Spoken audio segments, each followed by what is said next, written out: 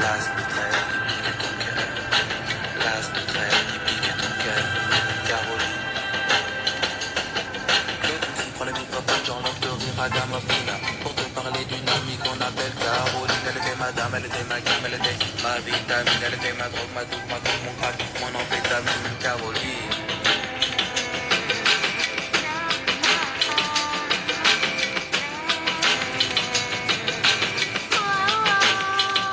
Je repense à elle, femme actuelle, 20 ans, jeune, jolie. Remets donc le film à l'envers, magnéto de la vie pour elle. Faut-il l'admettre, les larmes ont coulé, hémorragie oculaire. Vive notre amitié, du passé, du présent, je l'espère, du futur. Je suis passé pour être présent dans ton futur. A self-reward, season end trip to the beach with widescreen on the windscreen. On a map it looks a feasible, picturesque road. Due north, pop up from Cannes on the Côte d'Azur, though cunning is required with waypoints later on. Movie festival to Meribel. Its baroque splendour ever increasing and tedious in traffic. Parallel to the Route de Grande Alpe, the Napoleonic route, after his jailbreak. A beautiful young woman, hitchhiking on the side of a fairly quiet road, just as I have so many times, particularly through university. It would be churlish not to stop and offer her a lift. That's without picking her up or offering her a ride all the way. The more personal details I gave her, the more forthcoming she was, with the where personal details about herself. She's off back to see her parents in a village off the old Napoleonic road, up through the Alpes Maritimes. She had qualified as a doctor and found a job doing what she trained and qualified to do in Italy, in Milan.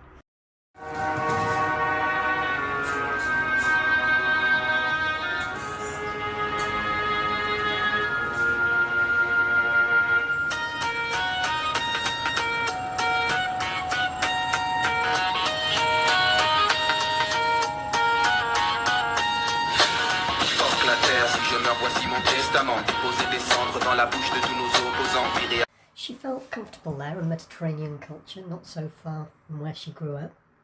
Responsibility and promotion prospects were likely better. She was making a difference in a career that, as a woman, was not followed so seriously by so many Italian women. And the established consultants were always so welcoming and pleased to see her and be working with her. She had met a guy in a cafe that she goes to regularly.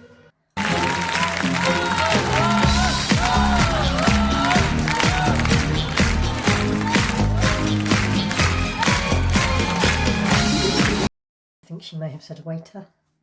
Yes. I wished I hadn't asked. If she was still at the long hours of work, eat, sleep, phase. Italians have more balance, apparently. I didn't question that her learning curve must be more limp. J'ai la peau douce dans mon bas de mousse. Je m'éclabousse, j'envie. Tout comme le souvenir de son sourire. J'en garde des séquelles, mais je sais qu'elle sait que son silence est d'or, mais d'or, alors je me tais. Vas-y, Charlotte, le silence est d'or.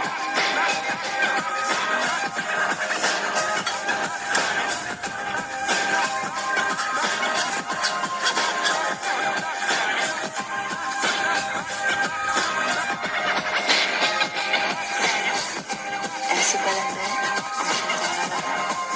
Quand je l'ai rencontrée, j'aurais aimé être son amant. C'était les premiers rapports, ça me faisait mal. J'étais le mâle et la femelle fait mal. Coupé. Très bien, je vous remercie. Mon poison bouge dans mon bas de mousse.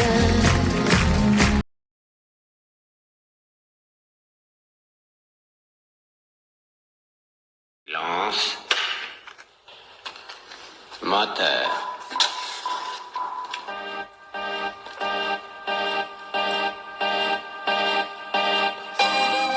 Un peu de silence, s'il vous plaît.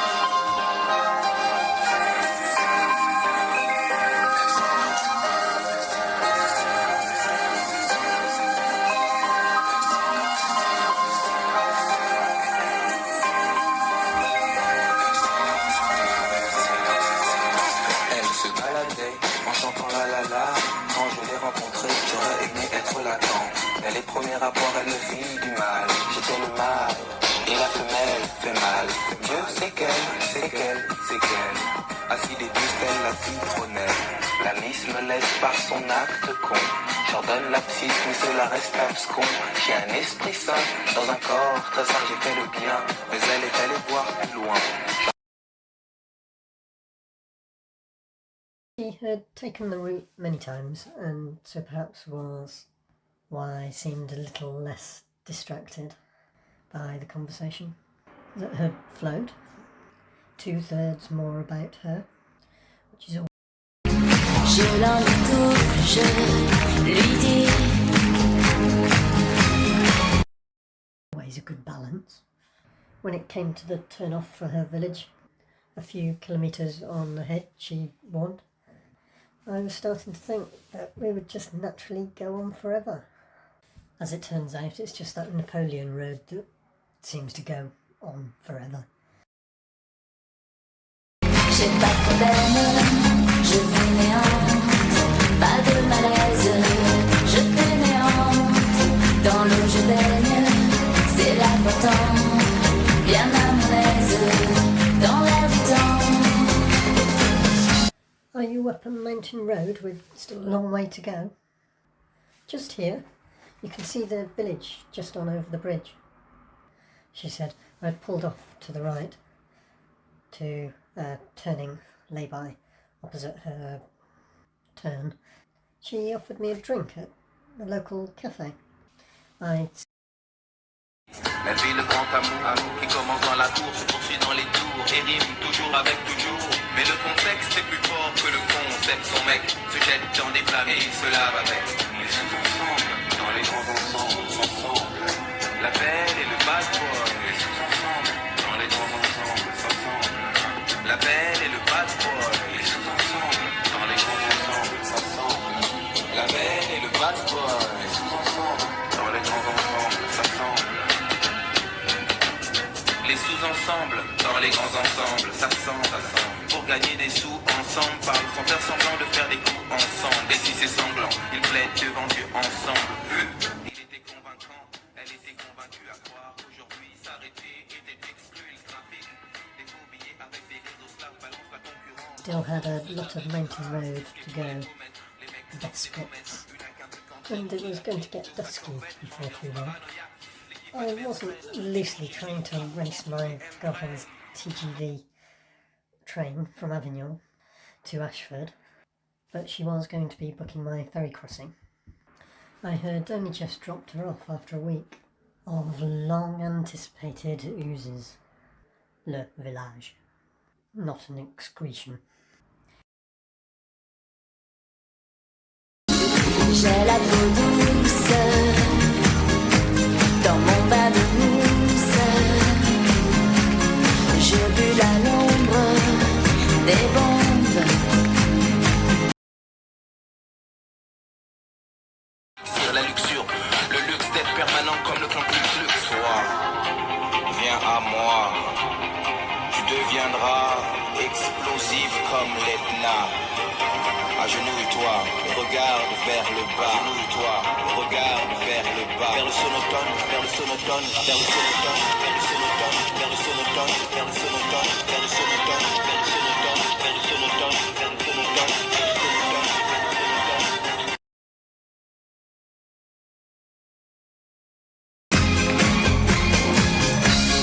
Tout est délice, délit docile. Je fais la liste des choses.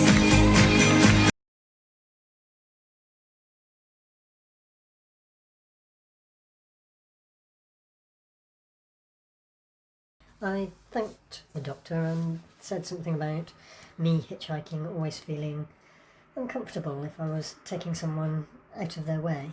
out of their own journey to facilitate mine, and how it would be getting dark soon. The village vibe was that Alp Maritime, slightly sinister, dark materials in a steep-sided valley that sees the sun only for a few hours a day, even in summer, rather than sun-baked Provence, popping Legion lavender fields that bleaches you violet and pacifist. No other herb.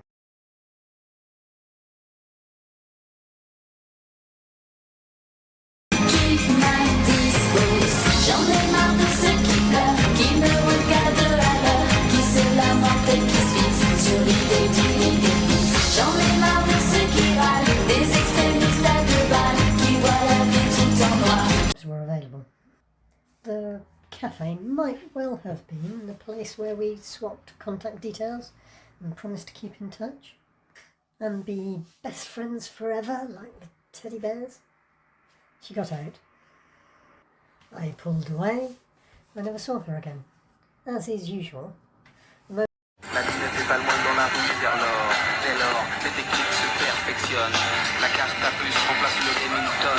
Mais Harry, à Paris, n'a pas eu de chance. On le stoppe sur le périph' avec sa diligence. Puis on le place après, pour le freine. Victime des directives de ce que l'on appelle le nouveau western. Le nouveau western. The moment after lasted the next half hour in full HD colour and an hour in black and white. The story more dominant in my consciousness than the road. A micro tells moment from the yes, no, yes that Gambler shows before third gear. She would have accepted me.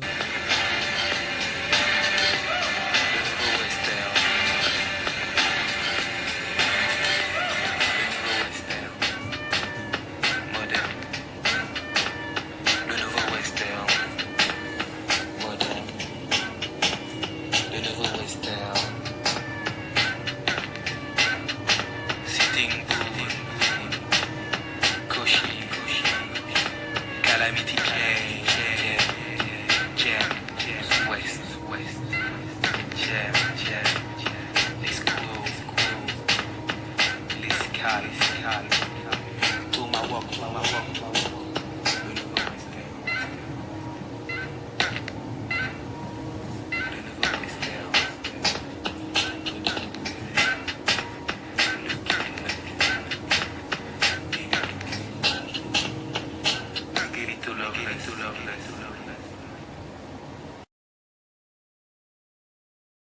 Qui m'expédie dans le cafard. J'en ai marre de la grande sœur qui gémit tout et qui pleure. Marre de la pluie des courgettes qui me font vomir sous la couette. J'en ai marre de ces cyniques et dans les prés les codes chics. J'en ai marre d'en avoir marre. Changing my mind, turning round and stopping and taking that drink at the cafe. There was nowhere to turn. River on one side, vertiginous cliffs straight up, no verge. On the other, I had rejoined the winding snake of traffic. So in full colour, as if a parallel universe projected, like a Euro jet fighter pilot's head-up display, panoramic, across the windscreen.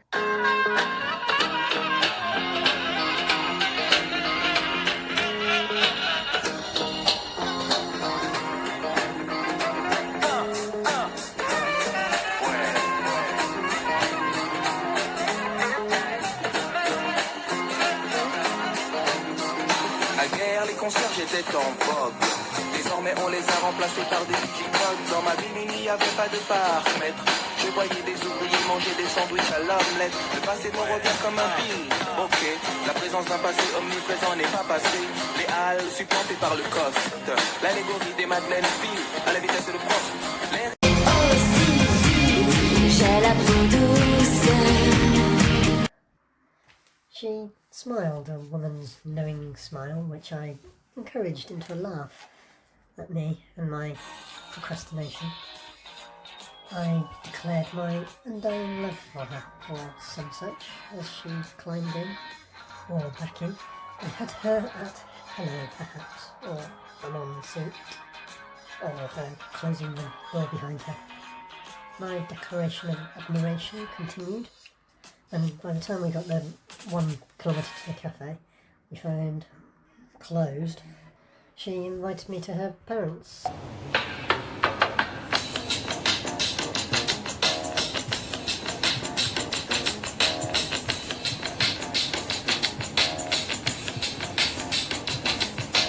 Bouge de là. Bouge de là. Bouge de là. Bouge de là. Cabin in the Woods horror. Agreed, she gave me a toast for a coffee. Her family home was huge, clean, well appointed, but not a show home. Sylvia, without a stretch, agreed with her parents that it would be, and was, getting dark, that I should stay the night and continue back to my place in the Tarantays in the morning. There was the air of Mountain Refuge hospitality from someone taking her opportunities and maximising them in the limited amount of career-free time that she had. There was no sense of kiss on the lips. Sat at the kitchen island in front of her parents. She hadn't kissed me before. That kiss communicated to all, he's staying on the sofa in my lap. She's an adult. That kiss left me feeling a little used, but catching up in leaps and bounds. On the white leather loafer sofa, 2 bottles of red between 4 with the parents. Having only a cursory dehydrated picnic, she took me up for a shower. I took Dans mon bain de mousse, pas de secousses.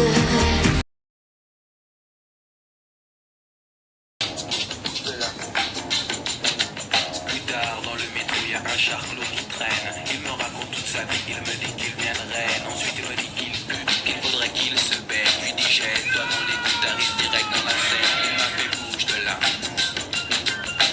Bouge de là. Bouge de là.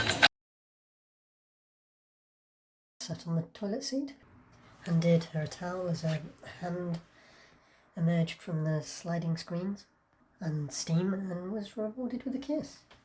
I glimpsed the side boob story and pinched waist and rounded as she emerged from the fogginess.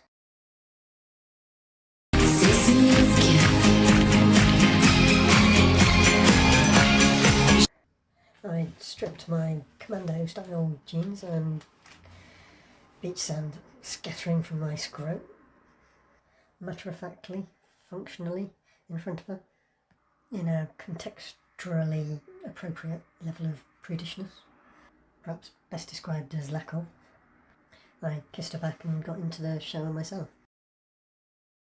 On dépose quelques fleurs, sous son feu pleureur, Solar pleure.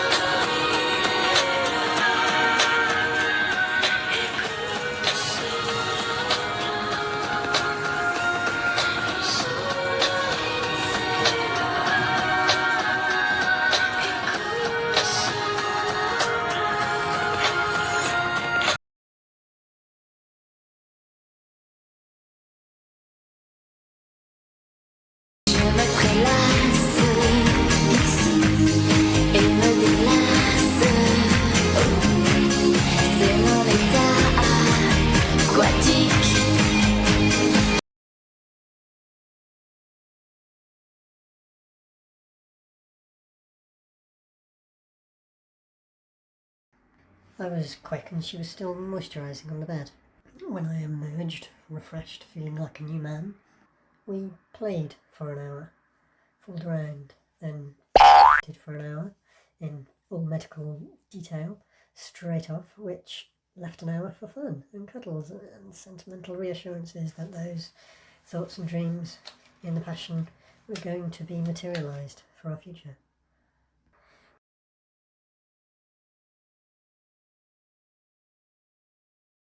Mon âme monte Je vous vois en contre-plongée. C'est ceux qui sont déjà partis que je m'en vais retrouver. Ne vous inquiétez pas, non, je pars pour le paradis. Pas au paradis, mais professer la 7e prophétie. We slept 8 hours, had fun for 8 hours, and that left 8 hours for work. And we got to work, narrowly avoiding. Comme un dé. J'en ai marre de ceux qui pleurent, qui ne regardent à l'heure, qui se lamentent et qui se fixent sur l'idée d'une idée fixe. J'en ai marre de ceux qui râlent, des extrémistes à deux balles, qui voient la vie tout en noir, qui m'expédient dans cafard.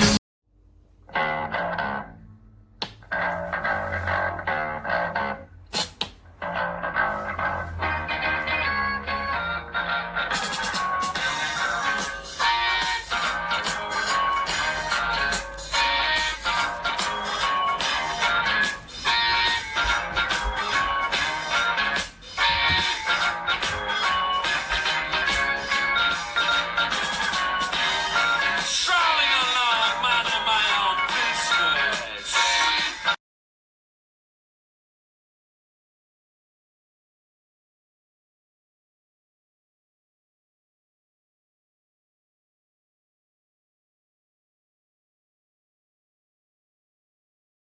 J'en ai marre de la grande sœur qui gémit tout et qui pleure, marre de la pluie des courgettes qui font vomir sous la tête. J'en ai marre de ces cyniques et dans les prés les codes chics. J'en ai marre d'en avoir marre.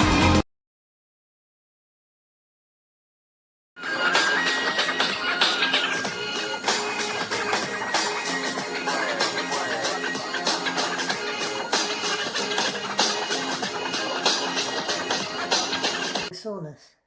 We hardly saw the parents, who were out at work. Days where it was fair to say she was more comfortable roaming New than I was, especially away from the pool, chopping and preparing lunch from the kitchen garden. Bumblebees look furry, but their erratic flight around my dingly dangles when they are near the courgette flower can have quite a wilting effect.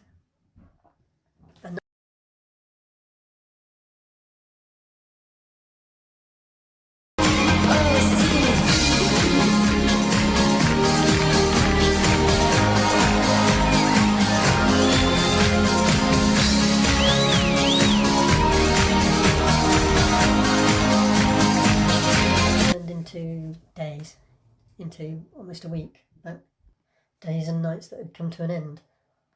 I dropped her at the train for a return to work in Milan with our future mapped out.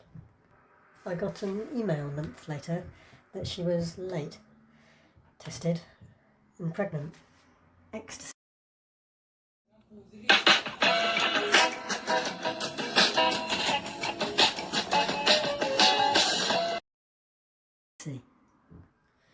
This was all involuntary vision.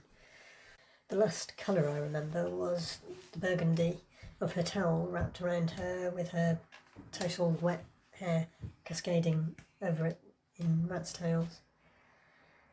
Widescreen on the windscreen. Clap,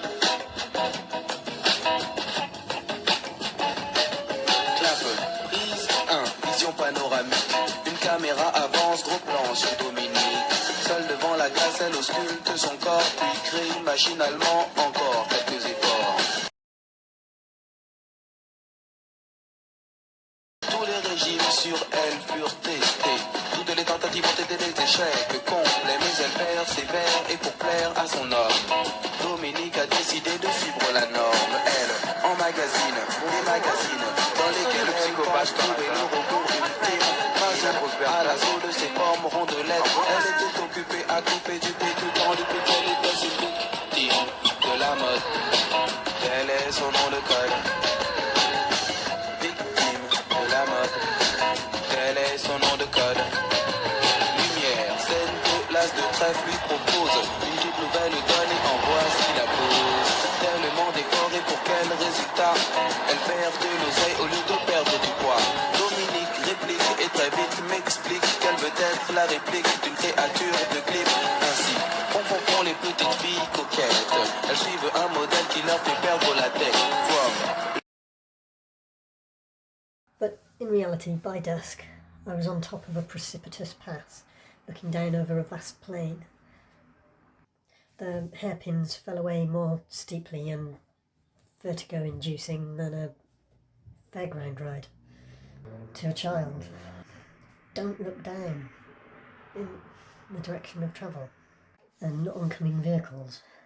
Down was the only way that you could look.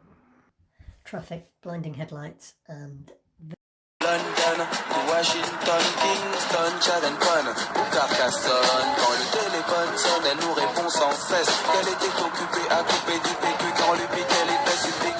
Dion de la mode, tel est son nom de code. Victime de la mode. vertical edge drop. Anticipation observation is normally a good thing.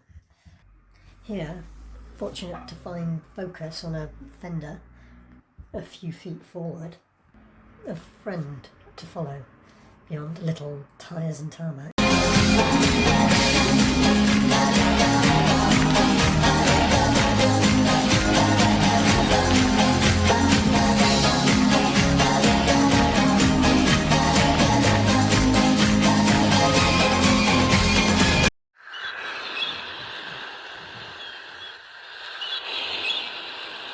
J'ai vu la concubine de l'hémoglobine balancer des rafales de balles normales et faire des victimes dans les rangs des descendants d'Adam. C'est accablant, troublant, ce ne sont pas des balles à blanc.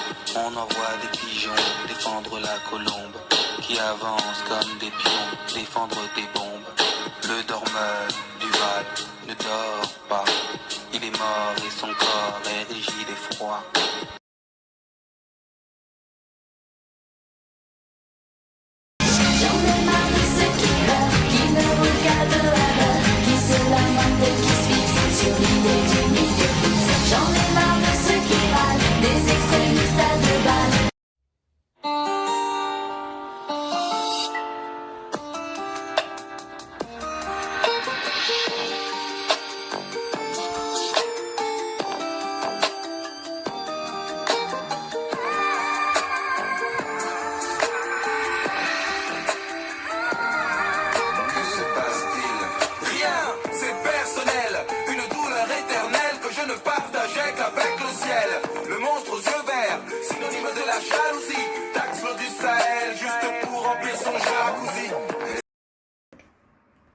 Was it foggy or hazy? Hazy. Look around, enjoy the view. This is what you sought. No, don't. It's like a self-induced hazing initiation of the Alps. Focus. What a waste. Down. That cold, but it's dark. Don't go.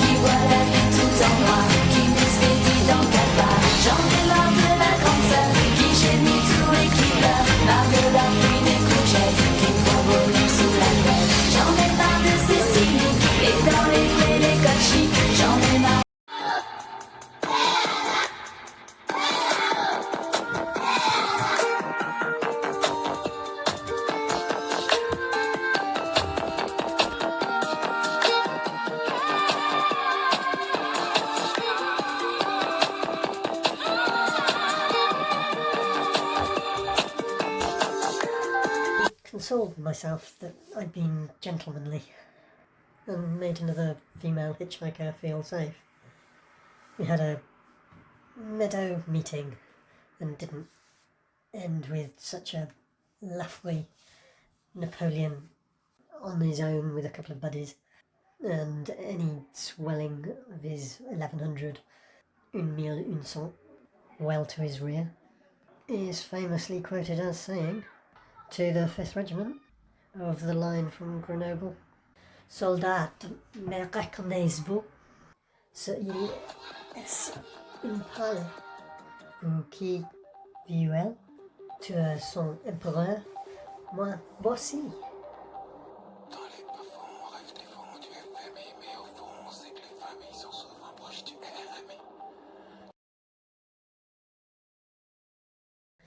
fate of the lowly officer isn't so well recorded by history, when the romantically arrogant Challenge railed the enemy policing him to his march to Paris.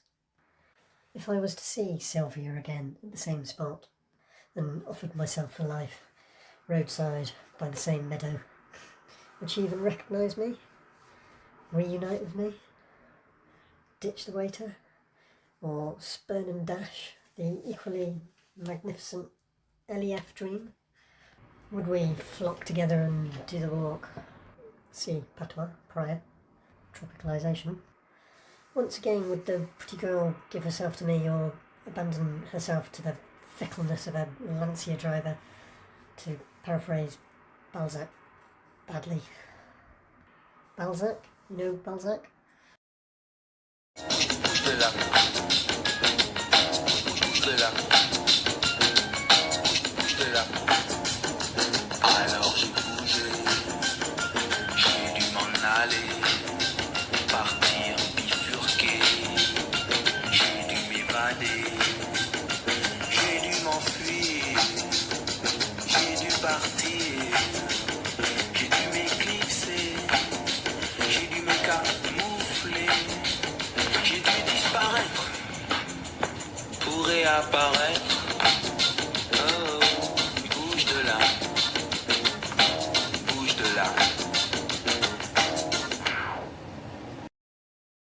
Balzac, a playwright, novelist, La Comédie Humaine, a panoramic of post-Napoleonic life, like widescreen on the windscreen.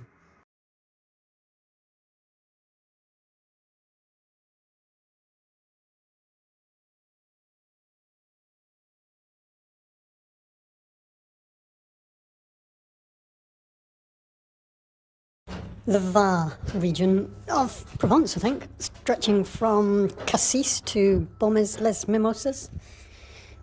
Several towns in between. There's a coast road, predominantly of promenades and beaches.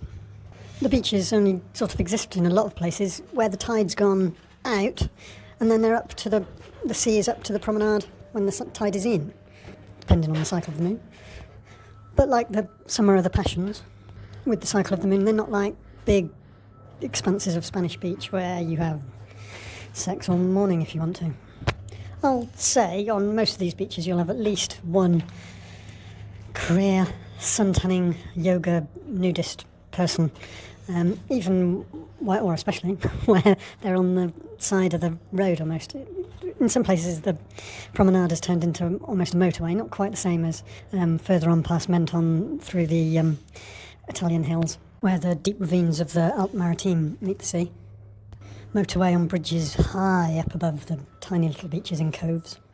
But in the Var regions of France, fairly small to tiny little coves is the order of the day. Now, to a European, nudism means exposed genitalia, I would say. Not sure, but I think in America some people would try and paint a woman going topless as which just isn't, and there is a chain of thought that a man shouldn't be going topless either. It's bare cirque, it's aggressive. You can identify with some of what's coming, or perhaps you're re-Rolodexing your thinking. Where do you start? I think my parents used to do a reasonable amount of nudism in the dunes, the deep dunes in Cornwall, Devon and the Gower Peninsula in Wales in the 1970s. Later, us children would be encouraged to go play or later go surfing, which is quite time-consuming and fun, and they'd be left in peace. But I think that was cuddle time with your partner more than anything. Around that sort of time, I had my Tarzan rags pyjamas, I'll call them, which is just the bottom halves, the top half is long gone. I think it was probably my first pair of pyjamas that I just didn't want to be parted from. The elastic had almost non-existent. It had grown from toddler size to adolescent size, and the fabric, the tattered bottom edge. The bottom edge was over my knee by now, and the material had gone sort of fluffy with age. Hanging off me would be what I would sleep in. Not in the buffy, overwashed, fluffy, guffy, gaffy. Guffy, that reminds me, do you like my seamstress work design on my ripped work pants? I think some of you side. But I've been reminded of this because it used to be very commonplace, but not so much anymore. I've just seen someone in their builder's joggers. These are tracky pots or sweats to some, where they let everything swing free underneath a corded waist tie cord. You didn't want that mental image, did you? On a public building site, it's a completely different thing when you're working at home. You've got up, you're eating your breakfast, you notice something that needs doing. You're going to forget about it by the time you've eaten your breakfast, so you just start tinkering with it. Your breakfast gets forgotten, you move on to another thing that needs doing. Before you know it, it's after lunchtime and you still haven't put a stitch on of getting dressed. Nudist builder, you're working on your own property. Who knows nor cares? You don't want to hear about it. Now, safety boots. Would you wear safety boots if you're a nudist builder? Crocs or Birkenstock flip-flops. Depends on the extent of your build, isn't it? I tend to just keep some shoes on the edge of the heavily soiled areas, from one clean area to another. Or you always get them. Or lay out a little channel of old carpet or something. So raised in people's consciousness, though, the builder's cleavage, rear cleavage of yesteryear, is almost celebrated now. So brought into people's consciousness as the hideous thing, just because of its rarity. The adolescent with the shell suit, tracksuit, just below their pube line, halfway down or past their backside. Don't know what's going on with that. Can't help you with that. Answers on a postcard or something. I'm sort of the opinion that no one really has the right to complain about breastfeeding in public. I'll put forward a couple of reasons for this. There's the good Muslims. I'll describe them in the vape newsagent gas and electric credit shop down the road. I say they're good Muslims because they practice, which you may not have even heard of, hijab of the eyes, I believe it translates to. It's not them that's told me, it's someone that I knew much better. And I pick up on this almost every time I go, and it's a town centre place, and a lot of attractive young women go in there. And sometimes they pick me up on it. Don't stare, basically, is what we're talking about, because they want a good atmosphere in their shop. They don't want other people tarnishing their hard-won, apply the same rules. When it comes to the nudist, I would say it's a bit like someone trying to monetize something that's given away for free. It's primarily something for yourself. You're not doing it to attract attention. If you're noticed, how is it enjoyed? Now, of course, there is the, I can't unsee that. But rather than cry, I think most people would be amused and not express that abusively in a particular type of laughter. To a certain extent, we're talking about the difference between a nudist and a swinger. If you catch sight of something, when do you become a peeping Tom? When are you invited? Is that necessarily clearly signalled to you? I used to sit in my kitchen, different kitchen to now, just across the road, 6 metre roads, perhaps 3 metre pavement each side. Used to sit in the window eating my porridge, breakfast, some description, I can't remember. There was a woman across the way that used to open the blinds, curtains. She used to open curtains. She used to open the curtains, and large-breasted woman, fine-looking woman, really. This went on for weeks and weeks. There was a certain amount, after a while, of disappointment that I didn't talk to her in the local different newsagent when she was in there at the same time. I think she possibly might have timed that to get the introduction. But really there was no real emphasis on grabbing my attention.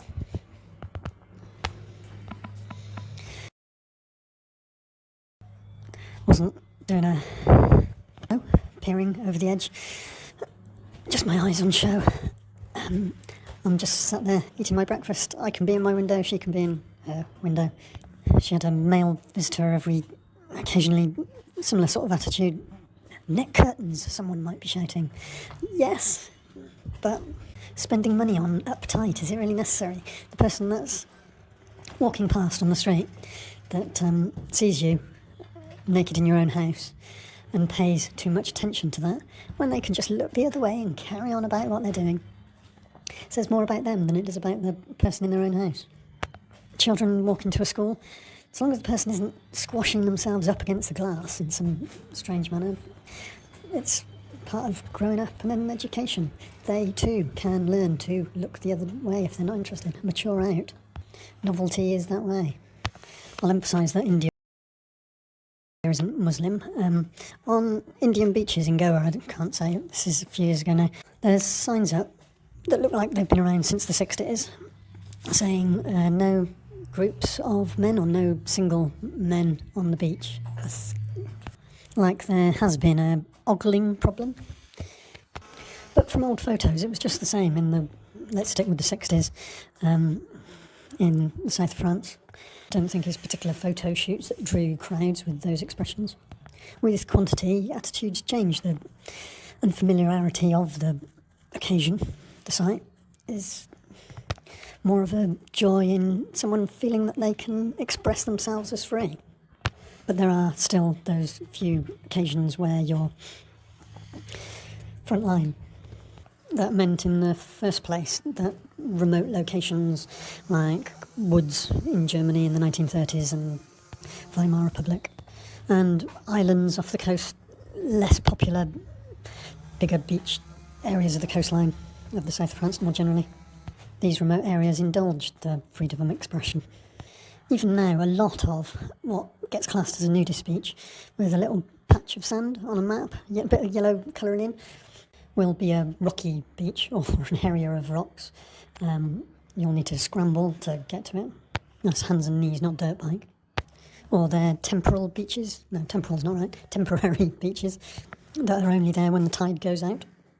Cassis suburb beach to the west of the town, off when you walk towards the Clanks, is wide and shallow when the tide's in and proper deep when the tide's out. So you start your morning walk wanting to make the most of the deep ravine Clanks hike. We stopped to have a little nibble of breakfast on the beach with what we brought with us. The sun's up and it's already getting hot. German, I think they were. They might have been Dutch, these two women. Young, early 20s, definitely. One larger than the other, but both generously hourglass shaped. With a little bit of giggling. Us and them were the only people on the beach. They stripped off, not a hair in sight, and off out into the sea. I swam out much further than them on past the headland, and by the time I swam directly back again, they'd been in the shower for a long time. I don't know how I looked, but I was sort of waiting in the sea because I wanted to wash the salt water off me, but I didn't want to crowd them in the shower. But they took an awful lot of time washing, partly because they got excited about drawing such a crowd. Everyone's different. I'd have just completely, well, they weren't really acknowledging the crowd. And then they scurried off back to their bed and breakfast, I think. Or Airbnb, they're called now, aren't they? Hiking the Clanks, though, so much better than going on about. You can't really cycle it all that effectively. You've got no chance of getting up and over. You need feet and hands to get up and over from one Clank bay to the next without going miles and miles around the headland, which may not even be possible. If you zoom in close to Google Maps, and this one was what we were using, there's some little white tracks that most of them go to dead ends, and you have to go a long way back on yourself in order to go forward. This is just because of how steep they are even then. But there are sort of shacks or houses, I suppose, tiny little villas. I suppose it's a public footpath, these goat track things. People have built their sort of 60s shack improvement renovation with garden, and the footpath goes through it.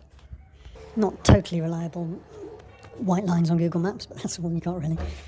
Or follow the people that look like they know what they're doing in front of you.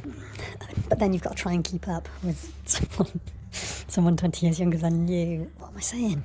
I'm so young myself. There are scratchy plants, not so much stingy, but scratchy plants and boulders that you can bruise a bollock gentleman, or other strange places if you fall on these rocks. And you wouldn't be the only snake in the grass. And you need to concentrate, and you might have a bit of fear. What might that do to your ego? But I would say nudism isn't about ego and always looking your best. Partly because of the intense Mediterranean sunshine.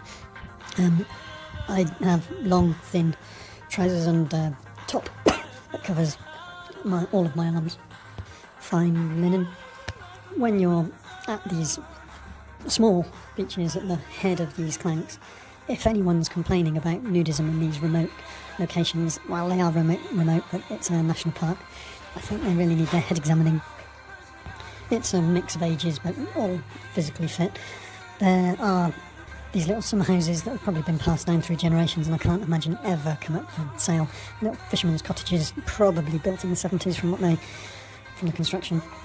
But it is a gated community that only they can drive. There are national park wardens, but they're more concerned about naturism. Do you see what I did there? Preserving the environment. From any main beach,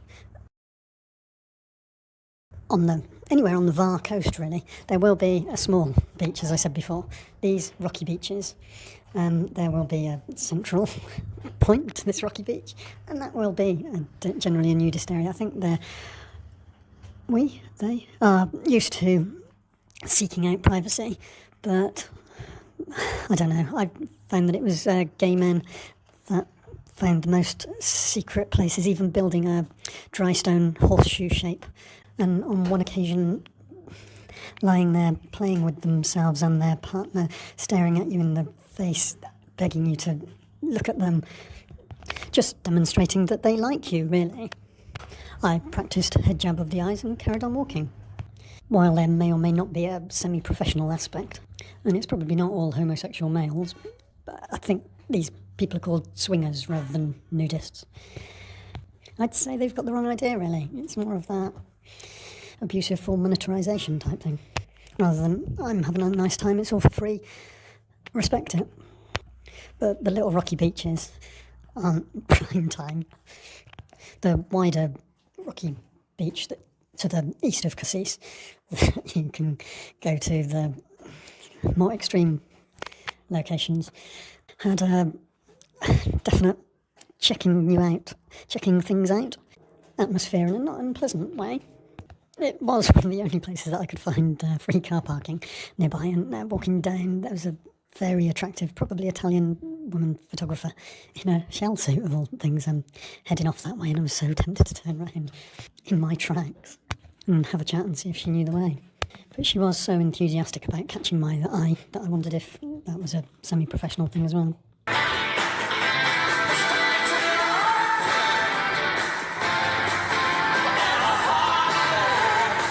My beachwear is my pairs of white sloggies, which perhaps surprisingly aren't see-through when they get wet. But you can tell from some people's reactions that they think from a distance that it's white bits, tan lines. To end, I had to look up temporal. Relating to worldly as opposed to spiritual affairs, secular. Relating to time. So I wasn't far off with them. Temporal beach, I thought I was talking about hedonism. Ephemeral clientele, and it seems often profane. But perhaps not worth getting too cerebral about it, as long as no one's hands-on.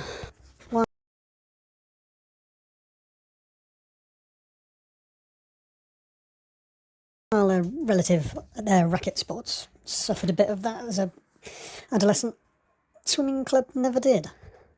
5 o'clock in the morning to training every other day of the week, and evening, every workday evening, for an hour and a half each session, and then relaxing in the communal showers after. While there's a shared self-discovery story there, I will skip on to a college story.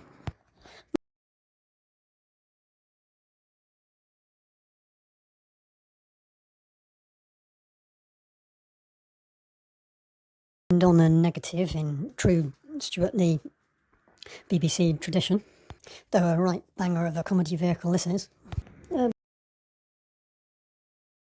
birthday party designed by someone else who gets the girl. I think is supposed to humiliate as a bonding experience. A group from the construction college, they gang up on him, I suppose, item by item. Clothing gets removed and they're tied to a lamppost on at the top of the main bar street, naked. Not tied, they're handcuffed. Once everyone had left the roundabout, I picked up a piece of their clothing and gave it back to them, sort of thing, covered with it a little bit without going too near them, because they were lashing out at anyone and everyone. The goading carried on briefly and they just left him there. They weren't intending leaving him there. They had plans, but they had to hide the clothes away. So the guy, same as everyone, was very drunk. I wasn't a friend for years. I fairly recently met.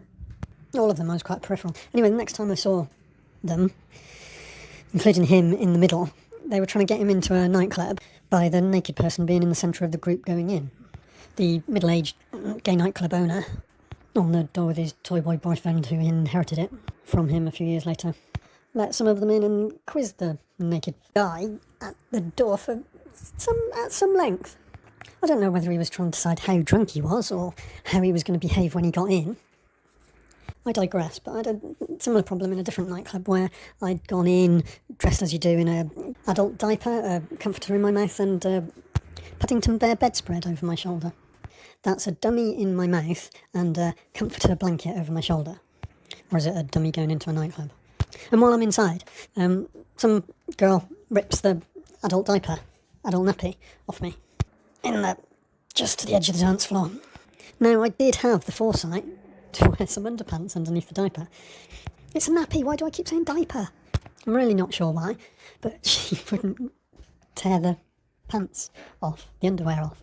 But she'd be quite happy to leave me naked on the edge of the dance floor in a nightclub after tearing off the adult nappy. Ruined my fancy dress costume. So pretty much I had to go home because I'm just walking around in my pants like a weirdo. Because the comforter tied to my middle just didn't fit, I just couldn't make it fit. I looked more like Gandhi of Deepest Darkest Peru. A little joke for all the Paddington Bear fans out there. I know I'm just talking nonsense into my phone in the room on my own. I would never listen or watch it, so what does it matter? Returning to the nightclub. Don't know if he got in or not, but I did hear that he got arrested while he was trying to get a taxi home. Criminal record at 17 or 18. Is that right that you have to be 21 in America to drink?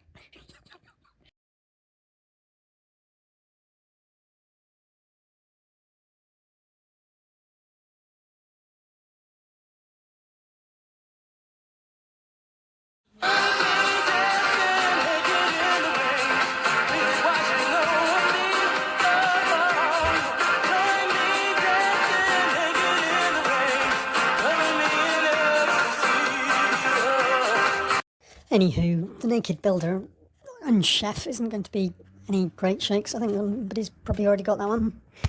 With the prevalence of nail guns these days, hydraulic powered, leaning over, there's always a recoil and there's always a little bit of fright with one chance only. No one wants anyone installing their own Prince Albert or nipple piercing when they're round working on their house.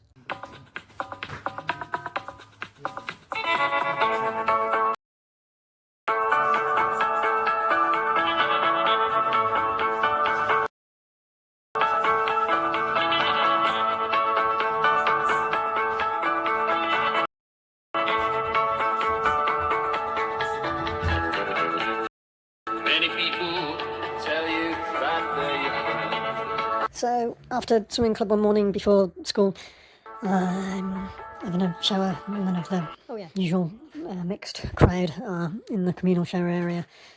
So I popped to the number 2 pool. Don't know why, really. The pool covers were over it, and it's a fair way away. I think I mainly wanted to see, like, if you were under the pool cover, would you be able to push it up enough to breathe if you got stuck under it? Because I was trying to pluck up the courage to go for I'm good at holding my breath. Got the whole 25-metre pool to myself. Folded back a corner where the steps are. And I decided to take off my swimming costume and do myself dare naked, nude. This was perhaps 7 o'clock in the morning. So I had a little swim around and managed to find my way back to the light corner. Found my way back to the light. Chlorine in my eyes and a bit of feeling around. To find the steps. But I did find it very stimulating, I discovered, as I got out. I wasn't feeling sexual, but I was stimulated. A Speedo swimming costume. It goes noticed.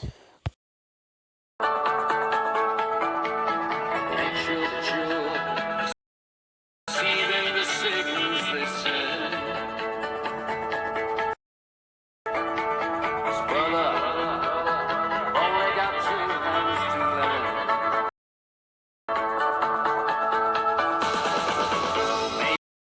Maybe someone makes you. Some nights you look up ahead when you're asleep. Still have to walk back to the main pool, through around the edge of the main pool, back to the changing rooms where all my school stuff was, and get changed. There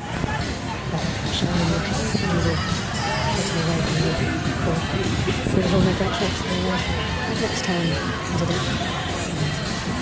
The next time. It was scary, but it was scary because I might die and but Some days, there's things on your mind you should keep.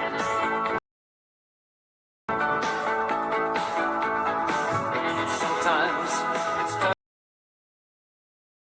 to look than to leave.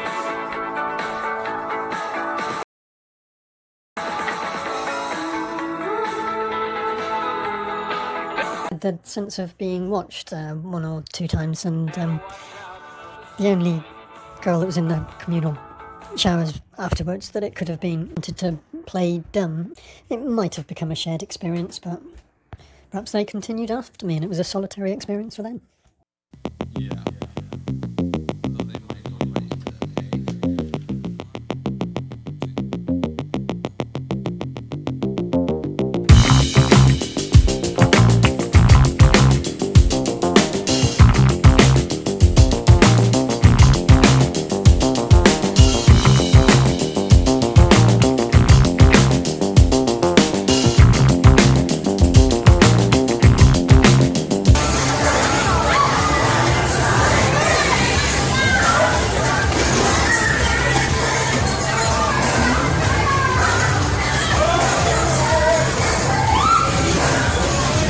Sometime after that, though, one evening after training, we were in a different pool.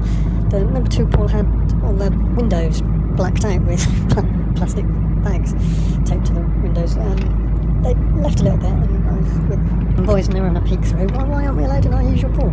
It was a very shared nudist evening. They'd rented out the whole pool, and all shapes and sizes were there.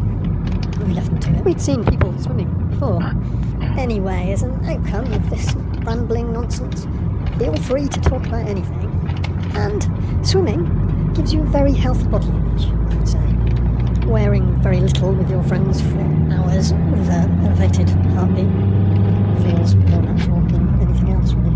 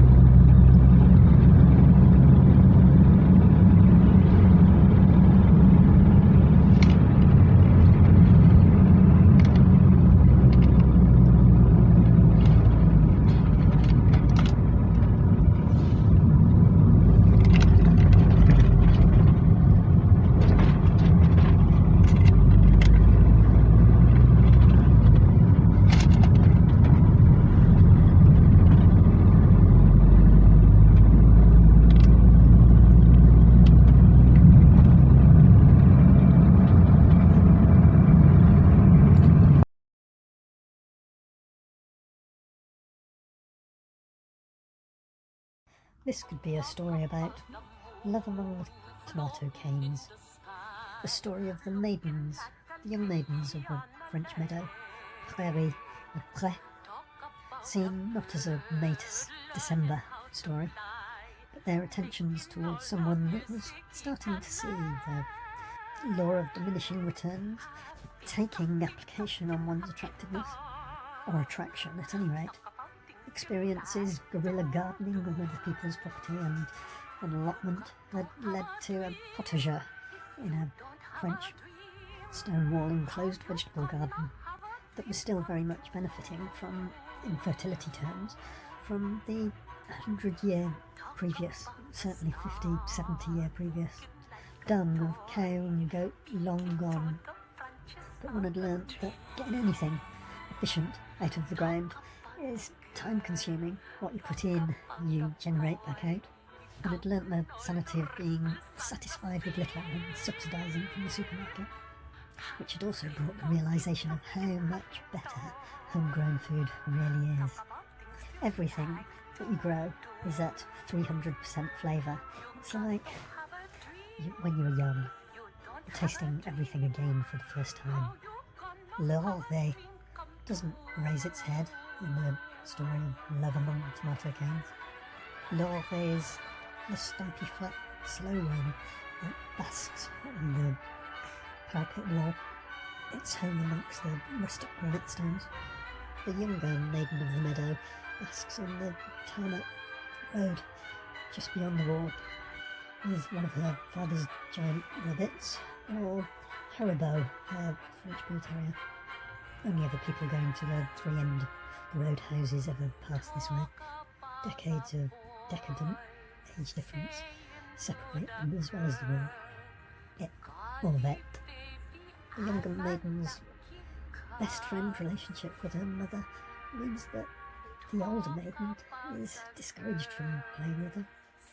She's mature with second-hand life experience beyond her years, prepared and forewarned of what might be to come. As Monsieur le Potager works, digging, hoeing, divoting and putting seeds in the ground, the tasks make some suggestions to the inner DJ in all of us. And conversely, the songs that flow from an ethereal world, often just beyond our grasp, form slightly convoluted advice from the ancients as to other and next tasks that need doing. And this iterative process is sometimes tangibly expressed on the lips as song or murmurs. Madame la Potager's murmurings reached the 3 metres to the ears of the mademoiselle, and partly kept her there as she lay recumbent, playing with her pets in her loose camisole, straps very rarely slipping from her shoulder, but always the shorts loose around her legs, always moving tan lines in transition, higher or lower on either leg than the other. Why? It's a good idea? You like?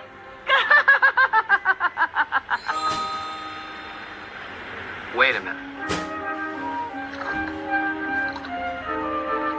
Does divoting into the earth to push seeds suggest Beastie Boys tracks from 30 years ago, 20 years ago, set in rows like little toy soldiers or Napoleon's battle plan from up on high? Is it the seedlings that suggest that they need the teepee of triangular canes to climb up?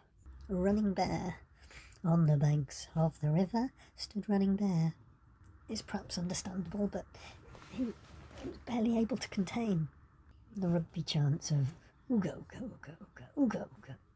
Many a French frontiersman sold themselves to the Native Americans just to survive, much more front line than the British and the immigration nations won't ever were.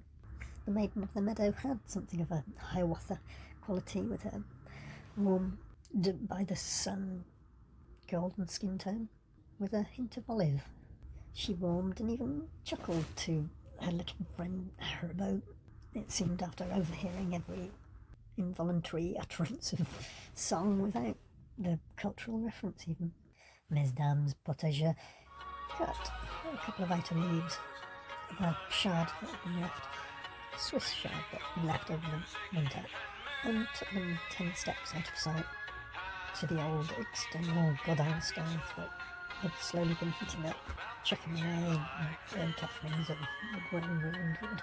The baptism of the fire banished any taint of rot from the taste of the omelette. At spatula time, the maiden of the meadow had walked 3/4 way round the barn, past the ecurie to the Grange entrance, first gate, open, into the public, but feels like a private courtyard, turned a pirouette, on the premise of searching for the little French bulldog Haribo, and down the slope again. Haribo looking over at the food a little longer than she did. Mesdames le Potager was obviously taking too long over their lunch with wine, and the young maiden from the meadow wanted her ASMR experience to extend. Autonomous sensory meridian response is where you get a tingling static-like or goosebumps sensation, and the musings of the gardener was the stimuli for downy hairs, and she could be heard just out of sight, encouraging Haribo to go chasing after a sweet up the sloped courtyard, and then running barefoot on the tarmac after the dog. The little dog being picked up like a baby, and she walked on a little bit further. The end of road courtyard eventually leads to a golden door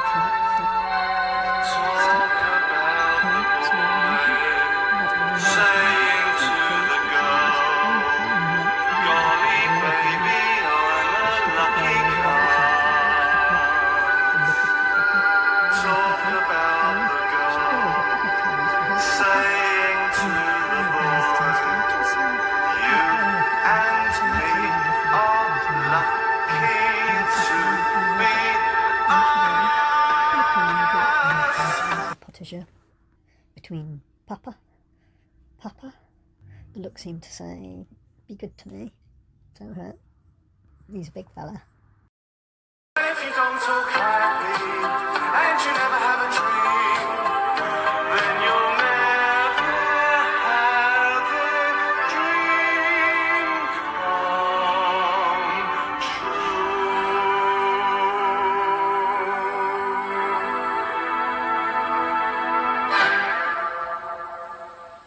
I think of animals like little people, siblings to humans, creatures with their own traits, beautiful, kind eyes that convey thoughts, and a quiet sensibility which is of equal worth to human sensibility and thought.